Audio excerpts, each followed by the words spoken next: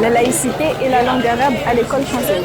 Bonjour et bienvenue à tous dans cette vidéo. Et attention, à la fin, nous allons vous poser des questions. La laïcité, c'est la neutralité de l'État et de l'école face aux religions. Et afin de préserver un espace neutre et égalitaire, les signes religieux sont interdits à l'école française. La laïcité garantit la liberté de conscience et le respect de tous. Chacun est libre de croire et de ne pas croire, tout en laissant la liberté de culte dans les lieux appropriés. Et maintenant, je demande à mon camarade Zayas, est-ce que la langue arabe est un signe religieux? Merci Vanina, c'est une très bonne question. L'arabe est avant tout une langue de culture, de science et de communication. Grâce à la laïcité, chacun peut l'apprendre à l'école librement, comme n'importe quelle autre langue vivante, sans aucune pression religieuse.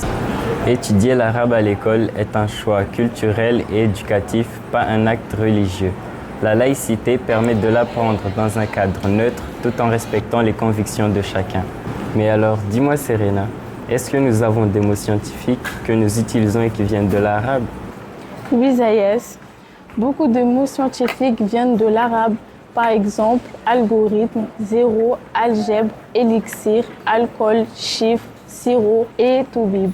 Les savants arabes ont enrichi et transmis le savoir grec et indien, contribuant au développement de l'Europe et au progrès scientifique dans le monde entier.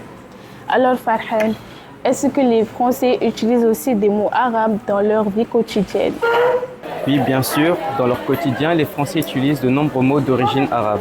Par exemple, je porte une chemise marron et je bois du café dans une tasse sans sucre. Les mots chemise, café, tasse et sucre viennent tous de la langue arabe.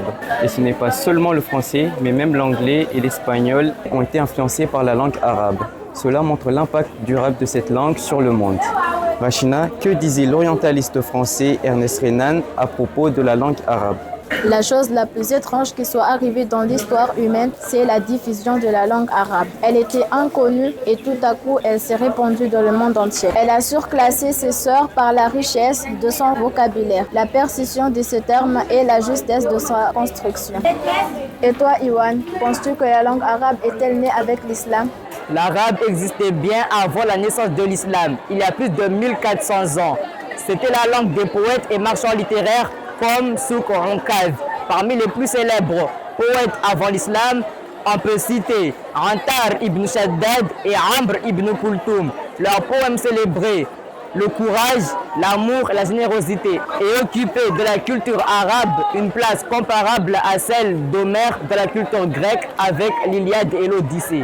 Et toi Nadjma, est-ce que l'arabe est seulement la langue des musulmans? Non, l'arabe est une langue de toutes les religions.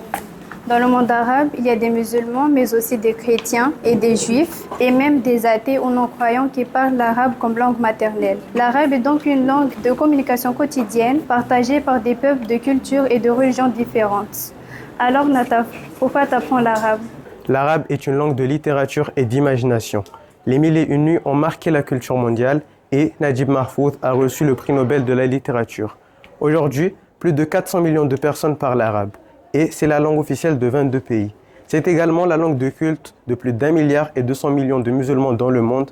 Elle est une langue officielle de l'ONU et un outil essentiel dans les domaines de la diplomatie, du commerce et de la culture. Apprendre l'arabe, c'est s'ouvrir sur le monde et sur l'avenir. Et maintenant, je vous laisse avec Vanina pour la conclusion. Grâce à la laïcité, l'enseignement de l'arabe est libre et neutre. Cette langue à la fois ancienne et moderne devient un véritable pont entre les cultures, offrant aux élèves une expérience riche et formative. Et maintenant, c'est à vous de répondre aux questions. Penses-tu que l'apprentissage de la langue arabe contredit-elle au principe de la laïcité? Selon toi, la laïcité signifie-t-elle dire non aux religions ou oui à la diversité culturelle et linguistique? On attend vos réponses. Merci et à bientôt pour une nouvelle vidéo.